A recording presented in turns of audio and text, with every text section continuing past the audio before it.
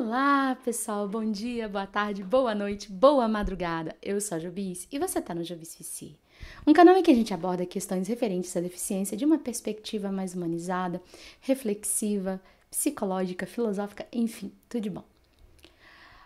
Desde que eu comecei a conversar, acho que 2 vídeos atrás, sobre questão de normalidade versus aceitação versus capacitismo, alguns companheiros entraram em contato falando sobre isso, né? E a ideia seria conversar um pouco mais sobre aceitação. Eu acho que aceitar é uma das coisas mais difíceis de fazer, né? Aceitar e perdoar. Aceitar coisas que você não pode mudar e coisas que você não queria, né? E coisas que te atravessam todos os dias. Então, quando eu tive a ideia de fazer o Jobice Piscina, né, nesses moldes, ia ser um desafio muito grande, porque eu não sabia muito bem como fazer o que eu queria fazer. E, na verdade, eu ainda não sei. O que eu entendo é que esse lugar histórico que nos cabe, referente à deficiência, é um lugar que, se a gente não cuidar,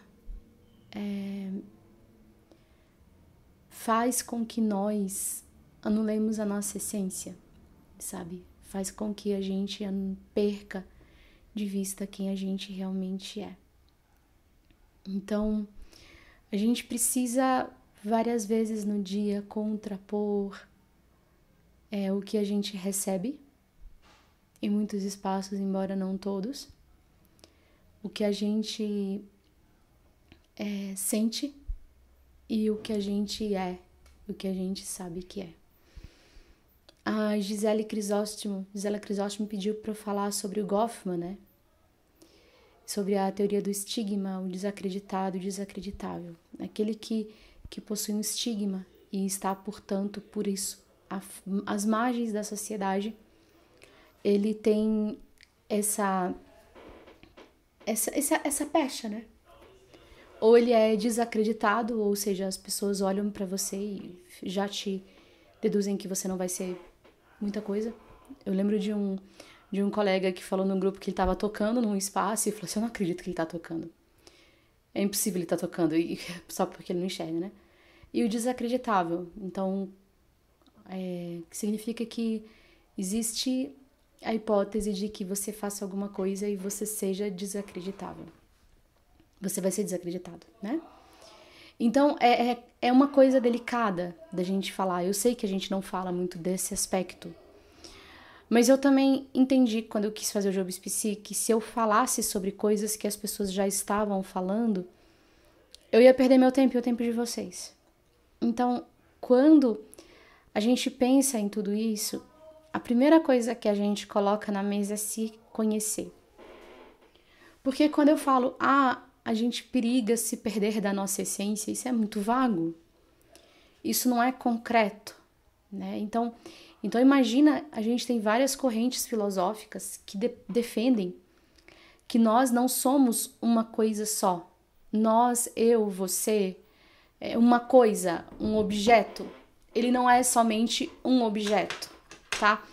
Então, quando eu olho para eu tô com um pendrive na mão, padrão desses da Multilaser, assim, que tem uma parte de metal que a gente gira e expõe o USB. Esse pendrive que tá na minha mão, ele é muitas coisas. Ele é um dispositivo de armazenamento interno. Ele é um dispositivo de metal e plástico não muito duráveis. Ele é dados. Quando você olha para esse dispositivo, para esse pendrive, ele é igual a muitos outros pendrives. Esse aqui em específico não é um modelo muito caro.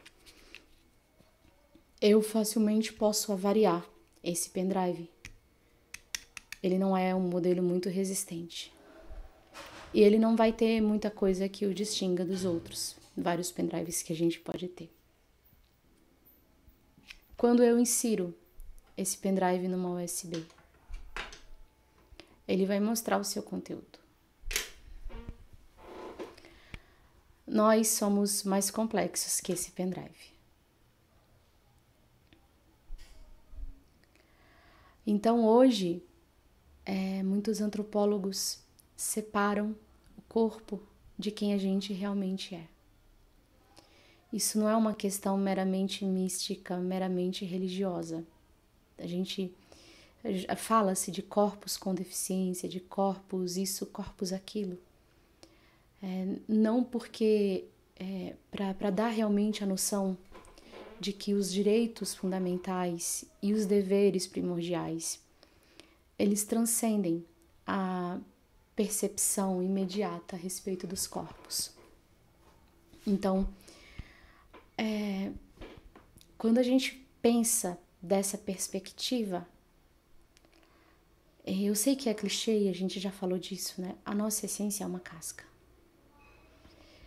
Existem momentos em que a nossa deficiência, ela aparece de forma muito nítida, a nossa revelia. Então, é aquele momento em que a gente, desacreditável, torna-se desacreditado. E não tem o que a gente possa fazer. Muitas vezes é engraçado. Às vezes é só constrangedor mesmo. Às vezes é só bastante constrangedor. E são coisas que acontecem e você precisa aceitar que elas acontecem. E que elas podem acontecer de novo. Embora essas coisas aconteçam e sejam muito, muito horríveis, elas não são a gente, sabe? E se detestar e ter vergonha de si mesmo porque isso aconteceu não vai resolver. Primeiro, porque não vai impedir que aconteça. Segundo, porque não vai nos fazer mais fortes. Quando a gente pensa na nossa história com a deficiência, tem a história da deficiência e tem a nossa história com a deficiência. A história da nossa deficiência são os eventos físicos, genéticos, circunstanciais que nos trouxeram até aqui. Então, muitas pessoas adquiriram uma deficiência físico-sensorial através da gestação. Então, teve alguma coisa genética que aconteceu e você perdeu uma habilidade, um sentido, não sei. Outras pessoas adquirem a deficiência através de questões de saúde ou de acidentes. Essa é a história da deficiência. A sua história com a deficiência é como, a partir disso, você vai traçando o seu caminho pela vida. Pode ser negando essa condição, tentando apagar essa condição o máximo possível, tentando se afastar dela o máximo possível, e muitas vezes isso pode talvez funcionar, mas outras vezes não. Então, muitas vezes a gente se perde da gente mesmo tentando negar uma parte de do que a gente é. E outras pessoas fazem esse caminho através da aceitação. O que eu sei é que nesse caminho muita gente fica para trás. O que eu sei é que muitas vezes o que faz que algumas pessoas não conquistem seus objetivos não é meramente a condição física delas, nem exclusivamente as faltas de oportunidades, que a gente sabe que no Brasil a gente tem um nível de oportunidades desigual.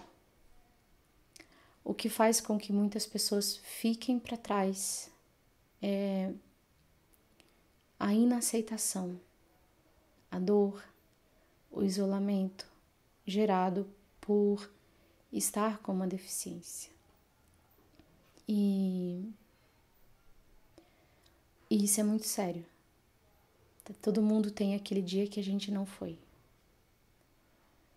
Aquele dia que você estava fazendo uma coisa legal, foi vítima de capacitismo em um espaço e você decidiu não voltar mais. A maioria de nós tem histórias dessas para contar. A gente simplesmente não consegue voltar. E assim a gente abre mão de cursos, de formações, de fazer amigos, de se divertir, de viver. E eu confesso pra vocês, eu não tô fazendo isso porque eu sou a cega mais resolvida do universo. Sabe, ter estudado filosofia e psicologia foram muito importantes pra mim. Porque me permitiram entender muitas coisas que eu ficava pensando, sabe? A pessoa que curte filosofia, a gente fica rodando as questões na cabeça, e estudar filosofia me permitiu ter ferramentas para fazer essa roda girar. Foi muito importante para mim. E psicologia também, poxa, é minha profissão e eu tô me sentindo muito feliz fazendo isso. Mas eu preciso dizer que isso não fez com que eu me tornasse a pessoa cega mais incrível e bem resolvida da história. Teve vezes que eu desisti. Teve vezes que a situação foi tão constrangedora que eu não fui, que eu não voltei. E eu fiquei pensando, por que eu fiz isso?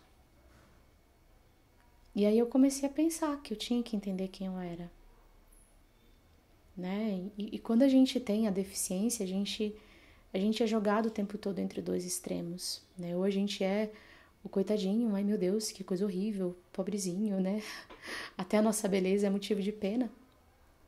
Ou a gente é um gênio, um exemplo, um super-herói, uma super-heroína, né?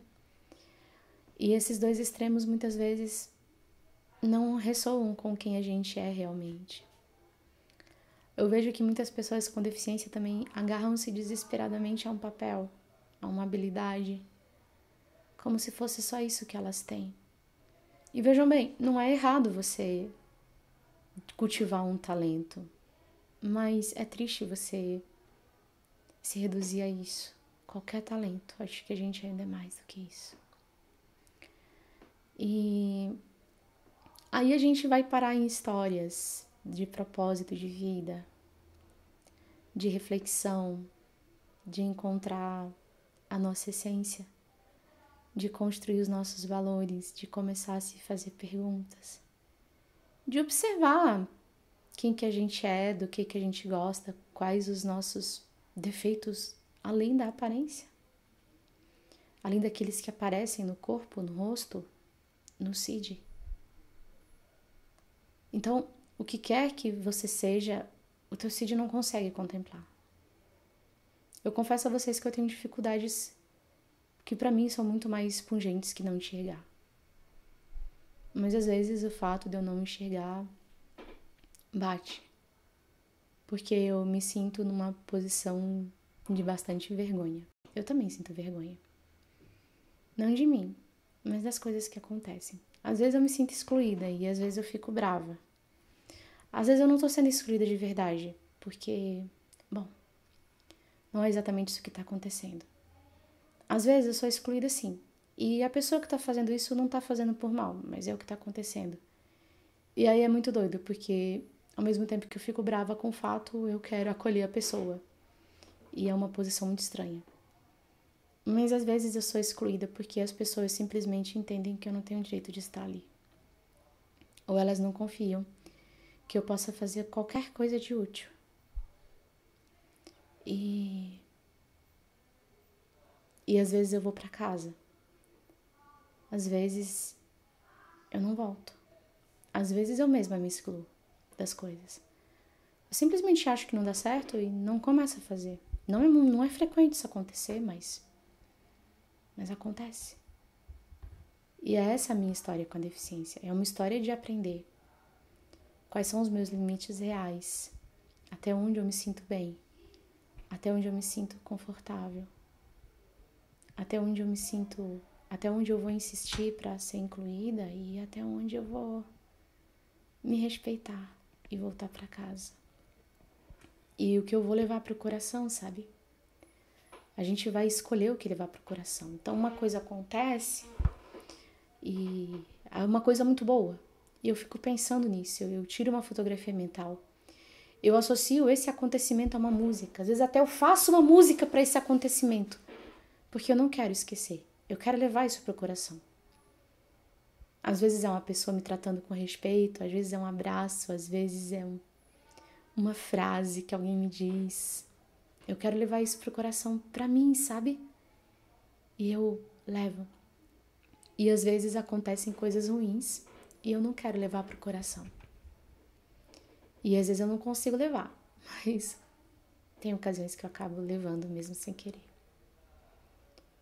E a gente vai aprendendo a escolher o que abraça e o que solta.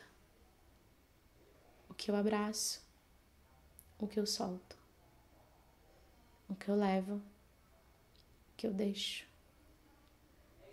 Né? Tem uma cena muito massa no Evangelho, que Jesus fala que, acho que ele mandou, né, os discípulos pregarem o Evangelho. Ele falou que se eles não fossem aceitos na comunidade, era para bater o pó das sandálias e voltar.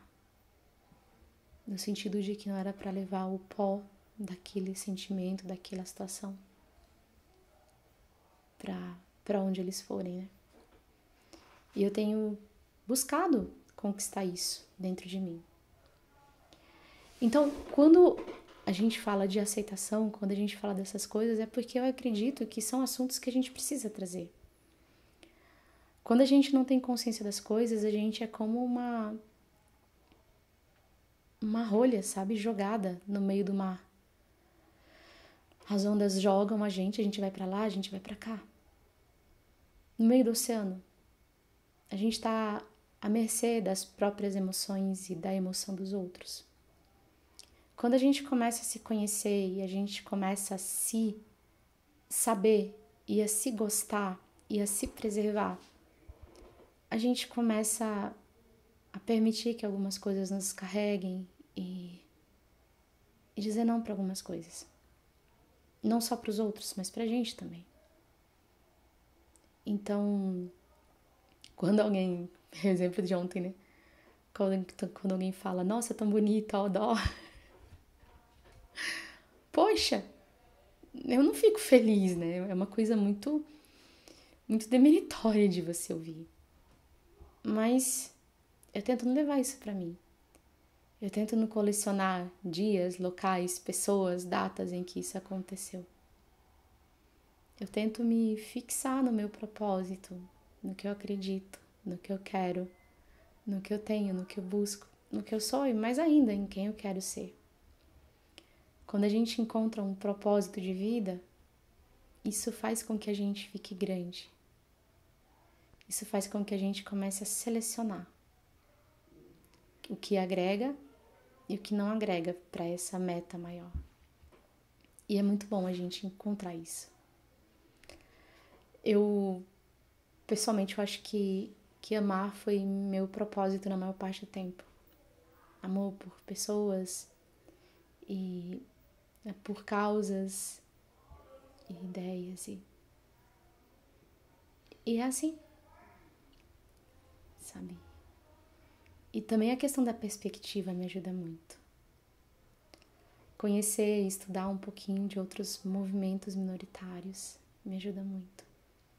Eu tô conversando com vocês com a maior honestidade que eu sou capaz de reunir. A questão da aceitação não é um botão, não é uma mágica, não é um presente que alguém te dá. É um exemplo, é um presente que você se dá. Porque enquanto a gente não se aceita, enquanto o julgamento tem de ti depender dos outros te aceitarem ou não, a gente é escravo de circunstâncias que a gente não controla. É muito triste viver desse jeito. Eu não posso escolher ser feliz, porque a minha felicidade vai vir de quem cruzar meu caminho. E quando a gente consegue começar a se aceitar e começar a entender, então tudo bem. A gente começa a ter controle, a gente começa a encontrar propósito e a gente começa a fazer escolhas mais conscientes. Não é fácil, gente, de verdade, mas vale muito a pena. Sério mesmo. Não sei se fez sentido pra vocês, mas é uma oferta de reflexão. Tá bom? Até mais!